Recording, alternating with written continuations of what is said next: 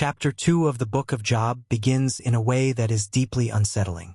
The heavens themselves seem to reopen a case, a trial that Job unwittingly finds himself at the center of. The story, far from concluding with the loss of his possessions, children, and stability, takes a darker, more perplexing turn. The celestial court reconvenes, with the sons of God once more presenting themselves before the Lord. And among them, with chilling familiarity, appears Satan. This detail is of utmost importance, as it unveils a truth that many find uncomfortable to confront. Not all trials conclude when we believe we have endured enough. Job had already weathered a devastating storm of loss, yet he stood firm. He refused to curse God. He clung steadfastly to his faith. However, the repetition of the heavenly scene serves as a stark reminder that faithfulness is not always assessed in a single, isolated moment. Some trials arrive in stages, like relentless waves crashing upon the shore, not to destroy, but to reveal the hidden depths of the heart. God himself, in a testament to Job's enduring spirit, once again mentions him, reaffirming his integrity. This isn't done in ignorance of the profound pain Job has suffered. Rather, it's a recognition that his faithfulness remains evident, even in the aftermath of such tragedy. This confronts us with a difficult reality to accept. Job's suffering wasn't a sign of divine abandonment, but a testament to divine trust. God knew Job would remain steadfast, even without understanding the unfolding events. The continuation of this case shatters a common expectation, the belief that doing what's right will swiftly bring an end to suffering. Job 2 reveals that there are times when the trial doesn't lift, but instead intensifies, not because God is cruel, but because there are dimensions of faith that can only be revealed when suffering touches the deepest layers of our being. A silent, pervading question hangs over the entire chapter. What happens when the pain doesn't end? When we have hoped, prayed, endured, trusted, and yet the trial continues unabated. Job is unaware of the conversation unfolding in the heavens. He doesn't know the limits God has set, nor the purpose being developed.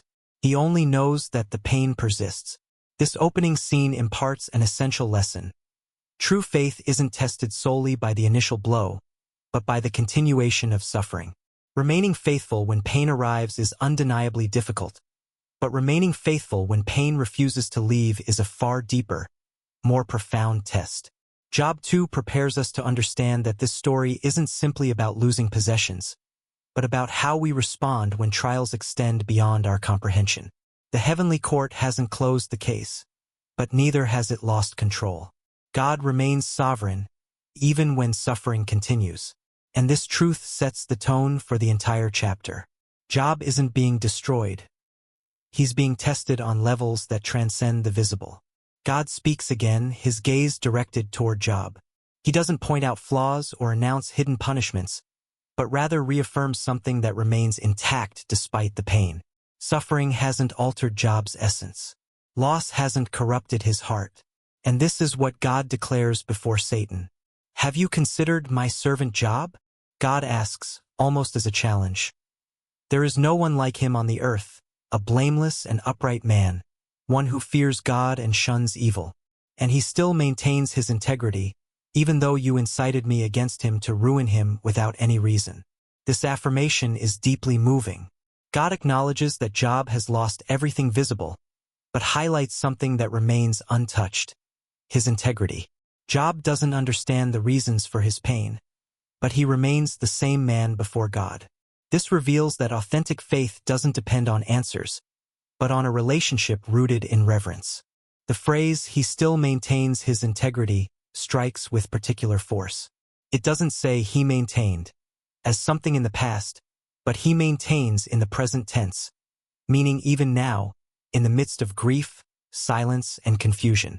Job remains clinging to God, not because everything is well, but because his faith wasn't based on what God gave him, but on who God is. This shatters a dangerous idea that often takes root in the human heart, the notion that true faith always produces immediate relief. Job demonstrates the contrary. His faithfulness didn't remove him from suffering, but gave him an anchor to prevent him from being lost within it. God also makes a strong declaration when he says that Job was afflicted without cause. This doesn't mean that the pain has no purpose, but that it wasn't provoked by hidden sin. Job isn't suffering because he failed. He's suffering in a scenario he can't see, but that God governs. This moment confronts us deeply because it raises an uncomfortable question. Do we continue to trust in God when there is no clear reason for the pain? When we can't correct anything because we don't know what to correct? Job can't defend himself, explain himself, or change his situation. The only thing he can do is remain, and that, before God, has incalculable value. But Satan doesn't remain silent, even though Job hasn't failed.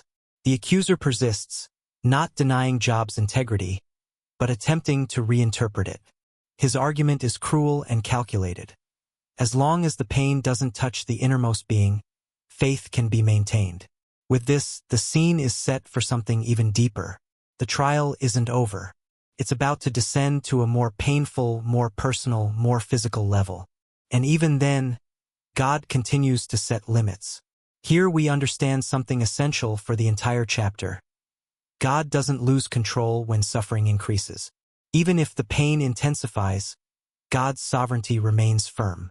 Job isn't at the mercy of the enemy. He's under the watchful gaze of God. The question is no longer just whether Job will lose things, but whether he will continue to trust when pain touches his own flesh. And that is a question that doesn't belong only to Job. It belongs to all of us. Satan responds to God's affirmation with a declaration that reveals his rawest vision of humanity. He doesn't deny Job's integrity, but reduces it to a temporary convenience. For him, faith only endures as long as the body remains untouched. Skin for skin, he sneers. A man will give all he has for his own life. This phrase contains a profound accusation. According to Satan, human beings can endure the loss of possessions, even loved ones, as long as their own flesh remains intact. In other words, he accuses Job of loving his life more than God. The argument is brutal. Touch his body, and his faith will crumble. Satan continues, but stretch out your hand and strike his flesh and bones, and he will surely curse you to your face. Here, the trial reaches a deeper level. It's no longer about what Job possesses or what he has lost, but about his own physical being. The pain will now be constant, personal, and inescapable. Job won't be able to flee from it or distract himself. Suffering will become a constant companion.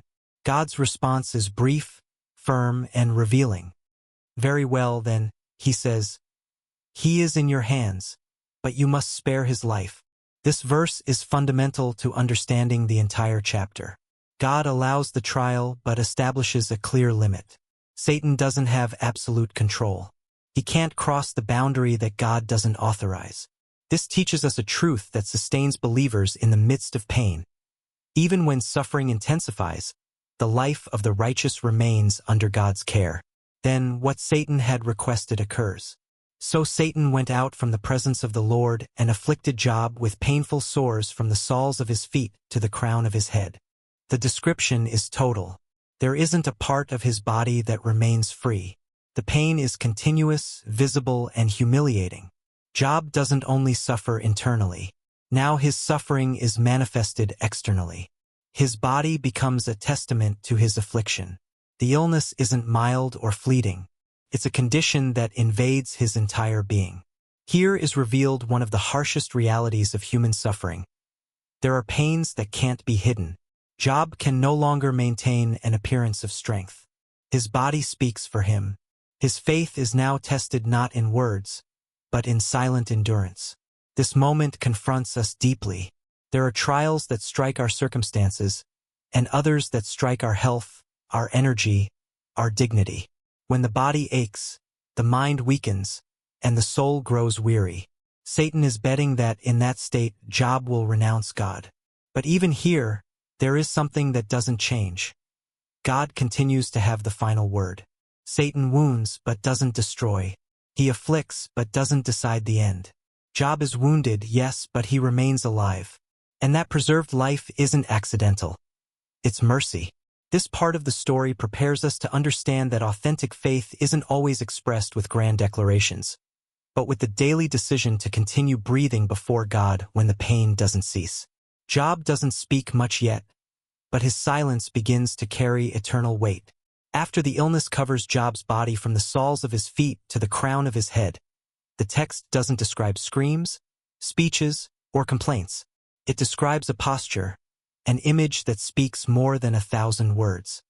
Then Job took a piece of broken pottery and scraped himself with it as he sat among the ashes. This scene is profoundly moving. Job, who had been a respected, prosperous, and honorable man, now sits among the ashes, outside of comfort, outside of honor, outside of all appearances of stability. Ashes are a symbol of mourning, humiliation, and total loss. Job isn't fighting to maintain external dignity. He's surviving the pain. The piece of broken pottery with which he scrapes himself isn't a medical instrument. It's a broken fragment, something that remains after destruction. That image is powerful. Job uses a broken object to alleviate a broken body. Everything in the scene speaks of ruin. Nothing is elegant, nothing is comfortable, nothing is quick. Here appears a truth that is rarely said aloud. There are sufferings that don't produce eloquent prayers or immediate answers. There are moments in which faith isn't expressed with words, but with silent endurance. Job isn't worshiping with songs, but neither is he blaspheming. He is there, and that, before God, carries enormous weight. Sitting in ashes isn't surrendering. It's recognizing reality. Job doesn't deny his pain, doesn't disguise it, doesn't superficially spiritualize it. He lives it. And in doing so, he teaches us that authentic faith isn't always manifested with visible strength, but with honesty before God. This moment confronts us because it shatters a common expectation. The idea that faith always looks strong. Job is weak, tired, wounded, covered in sores, and yet he continues to be the same integral man before God. His value isn't in his energy, but in his perseverance. There is something even deeper here. Job doesn't flee from God in his pain. He doesn't hide, doesn't distance himself. He remains in the place of his affliction, aware that he has nowhere else to go. The ashes become his ground, but also his silent altar. This scene prepares the ground for what comes next, perhaps one of the most difficult moments of the chapter, because when the pain is extreme, not only does the body ache, but so does the voice that comes from those closest to us. The silence that surrounds Job, sitting in ashes, is broken by someone who has also suffered profoundly. Job's wife isn't an indifferent spectator. She has also lost her children, her home, her stability, and her future. However, the pain she expresses takes a different direction, one that reveals how suffering can push the heart towards opposite paths. "Are you still holding on to your integrity?" she asks him, her voice laced with a mixture of anguish and frustration. "Curse God and die." These words don't stem from malice, but from desperation. They are the cry of someone who no longer sees meaning in continuing to live this way. For her, the faith that Job preserves seems useless, even cruel. What good is continuing to trust in God if the pain doesn't cease?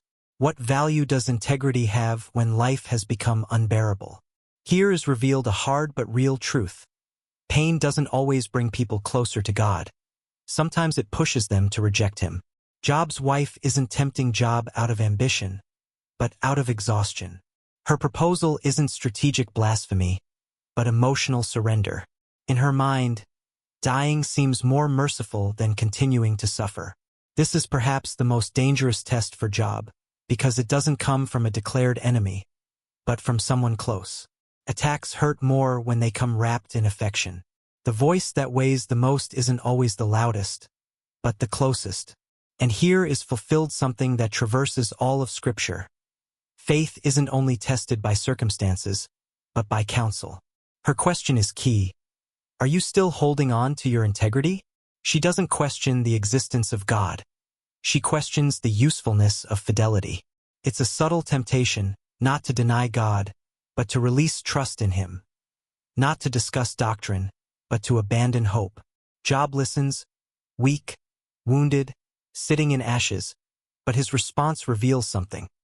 that suffering hasn't managed to destroy his understanding of who God is. Job listens to his wife's words. He is covered in sores, exhausted, sitting in ashes, with his body burning with pain and his soul worn down by loss. Nothing in his condition favors a serene response. However, when he finally speaks, his words don't stem from emotion, but from a deep conviction that suffering hasn't managed to uproot. "You are talking like a foolish woman," he replies, his voice weary but firm. "Shall we accept good from God and not trouble?" Job responds harshly, but with firmness. He doesn't insult his wife, he confronts the idea. His response reveals a mature understanding of the relationship with God. For Job, God is not only worthy of trust when he blesses, but also when he allows pain. His faith isn't based on favorable results, but on the sovereignty of God. The question that Job formulates is deeply confrontational. It isn't a theoretical affirmation. It's a confession born from an open wound. Will we accept only the good from God and not the pain? Here, Job breaks a very common human logic, that of loving God while everything goes well, but doubting him when suffering arrives. Job understands that God doesn't cease to be God when pain enters the story. He doesn't affirm that evil is good, nor that suffering is desirable, but recognizes that God continues to be sovereign, even when we don't understand his ways. The text adds a brief but decisive phrase. In all this, Job did not sin in what he said. This affirmation doesn't say that Job didn't feel pain, confusion, or anguish. It says that even so, he didn't sin with his words. In the midst of the most intense suffering, Job didn't accuse God, didn't deny him, didn't curse him. His faith wasn't silent because of indifference, but contained by reverence. Here is revealed a profound truth. Mature faith doesn't always understand, but it submits. Job doesn't have answers, but neither does he break the relationship. He doesn't demand explanations, but neither does he distance himself. He remains before God with all his pain, without disguising it, but without converting it into accusation. This response defines the spiritual center of the chapter. Job isn't saying that pain is easy to accept, but that God is worthy of trust even when the pain doesn't go away. It is a faith that doesn't depend on circumstances, but on character. And that character has been formed long before the trial. Job 2 shows us that suffering doesn't reveal what we believe when everything goes well, but who we believe in when everything hurts. The faith that only exists in blessing is fragile. The faith that remains in pain has been purified.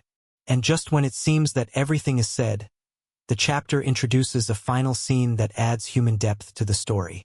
No answers arrive from heaven. No immediate healing arrives. People arrive. After Job's firm response, heaven remains silent. There is no immediate divine explanation. There is no relief from the pain. God doesn't intervene to close the wound or to clarify the mystery. Instead of words from above, people arrive from the earth. When Job's 3 friends, Eliphaz the Temanite, Bildad the Shuhite, and Zophar the Naamathite, heard about all the troubles that had come upon him, they set out from their homes and met together to go and sympathize with him and comfort him. These men don't arrive out of curiosity or obligation. They arrive because they have heard of the troubles that have come upon him and decide to draw near. They agree, they organize, and they travel. This detail is important. Job's pain doesn't go unnoticed. Although Job is physically isolated, he isn't forgotten. But when they arrive, the scene confronts them with something for which they weren't prepared. When they saw him from a distance, they could hardly recognize him. They began to weep aloud, and they tore their robes and sprinkled dust on their heads in the air. Job is so disfigured by suffering that his own friends don't recognize him. Pain has erased his former image. Their reaction isn't speech, it's weeping. They cry out, tear their clothes, cover themselves in dust, identify with Job's suffering, don't attempt to correct him, don't attempt to explain it. They simply suffer with him. And then something profoundly significant occurs. Then they sat on the ground with him for 7 days and 7 nights. No one said a word to him, because they saw how great his suffering was. This silence is one of the wisest moments in the book. For 7 days and 7 nights they say nothing, not because they don't have opinions, but because the pain is too great to be explained with words. They understand that there are sufferings that don't need immediate answers, but faithful presence. Here we are taught an essential truth. Not all pain must be interpreted. Some must be accompanied. Before speaking of God, we must sit before the one who suffers. Before explaining, we must weep. The silence of these friends at this moment is their greatest act of love. This closing of the chapter is intentional. Job 2 doesn't end with solutions, but with company. It doesn't end with answers, but with silence, because Job's process is just beginning. The pain hasn't yet been explained, but it has been recognized. And that is already an act of mercy. The chapter leaves us with a powerful truth. God doesn't always remove the pain immediately, but he doesn't leave the one who suffers completely alone. Sometimes the first way in which God makes himself present isn't by removing the trial, but by sending people who sit in the dust with us. Job 2 closes this way with an integral man, covered in sores, firm in his faith, accompanied in silence. The debate hasn't yet begun. The answers haven't yet arrived. But something has become clear.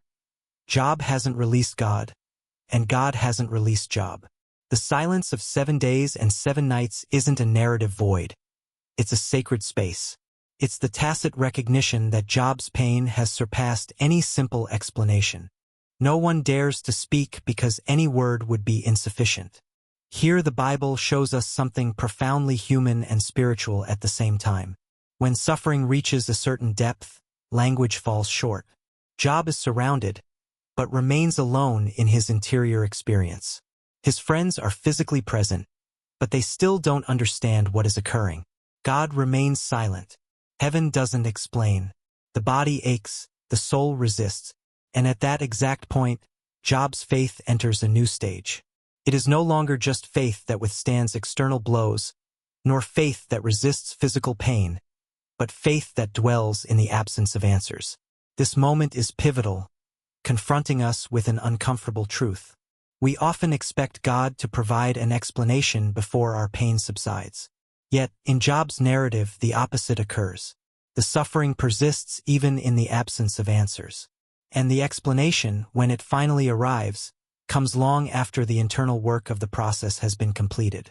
The silence of his friends, though later broken by misguided words, is wise in this instance. It teaches us that our primary duty in the face of another's suffering is not to correct, analyze, or swiftly spiritualize it away, but to offer companionship without intrusion. Sitting in the dust with someone is acknowledging the reality of their pain and recognizing that it doesn't need to be minimized for God to remain God. Job, for his part, doesn't break the silence just yet. His integrity holds firm, but internally, a storm is brewing. The faith that has silently endured is on the verge of expression, and when it speaks, it won't be with religious platitudes, but with raw lamentations, profound questions, and words that reveal that biblical faith isn't the denial of pain, but an honest dialogue with God. Here, we grasp something essential to the entire book. Job isn't presented as someone devoid of emotional suffering, but as someone who dares to bring his suffering before God without masks. The faith that God honors isn't the one that remains silent out of fear, but the one that speaks without abandoning the relationship. This juncture marks the transition between two dimensions of the book. Until now, Job has suffered in silence. From this point forward, he will begin to speak, not to curse God, but to express the weight of existing under an inexplicable pain. And that cry won't be condemned by God. It will be heard. Job leaves us in an uncomfortable, yet profoundly real place. There are no answers yet, no immediate relief, no visible end, but something remains steadfast. Job stays before God, even without understanding. And that silent, painful perseverance is already a form of worship. From this charged silence, the deepest questions of the human soul will emerge. And the book of Job will teach us that God doesn't reject these questions, but traverses them with us. Chapter 2 concludes, but the suffering doesn't cease, a crucial detail for understanding the heart of the book of Job. The Bible doesn't romanticize pain or swiftly resolve it to comfort the reader. On the contrary, It compels us to remain there, sitting in the dust alongside Job, feeling the weight of time passing without answers. Because there are pains that aren't measured in intensity, but in duration. Job has endured external losses. He has resisted physical pain. He has rejected the voice that urged him to give up, and now he remains in silence. That silence isn't empty. It's accumulation. It's the place where questions begin to take shape, where faith doesn't vanish, but begins to tremble. And here, something profoundly human occurs. Faith and pain begin to coexist in tension. Up to this point, Job hasn't sinned with his lips, but that doesn't mean his interior is calm. The Bible doesn't present us with an insensitive man, but with one who is containing an outcry. The silence of 7 days isn't resignation. It's the time in which the soul tries to understand how to continue living when life has become incomprehensible. This moment teaches us something rarely said in religious spaces. Faith doesn't always feel strong. Sometimes it feels tired, sometimes it feels confused, sometimes it only clings because it doesn't know where else to go, and yet it's still faith. God, for his part, remains silent. And that divine silence isn't indifference. It's part of the process. God doesn't interrupt Job's pain to spare him the questions. He allows them to arise because these questions don't destroy faith. They deepen it. What destroys faith isn't questioning, but abandoning the relationship. Here, a central truth of the book is revealed. God doesn't seek servants who never doubt, but hearts that don't turn away. Even when he doubts, Job doesn't understand, but he remains. He doesn't celebrate, but he doesn't flee. He doesn't explain, but he stays before God. The dust, the ashes, the silence, and the motionless companionship of his friends form a stage where faith ceases to be theory and becomes raw experience. It's no longer about learned doctrines, but about existing before God without visible guarantees.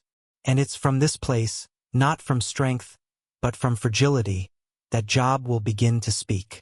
When the silence is broken, it won't be with blasphemy, but with lament. It won't be denying God, but questioning him. And that cry will mark the beginning of a dialogue that will permeate the entire book. Job 2 leaves us with a lesson that transcends generations. The deepest faith isn't the one that always understands, but the one that remains when understanding is no longer possible. If you seek to grow in your knowledge of the Word of God and deepen your biblical studies, we invite you to subscribe to our Biblical Wisdom channel. Here you will find profound reflections, detailed Bible studies, and teachings to strengthen your faith. Don't forget to click the bell so you don't miss any content. And if this message has been a blessing to you, share it with others so they can also grow spiritually. Join our community and continue moving forward in your walk with God.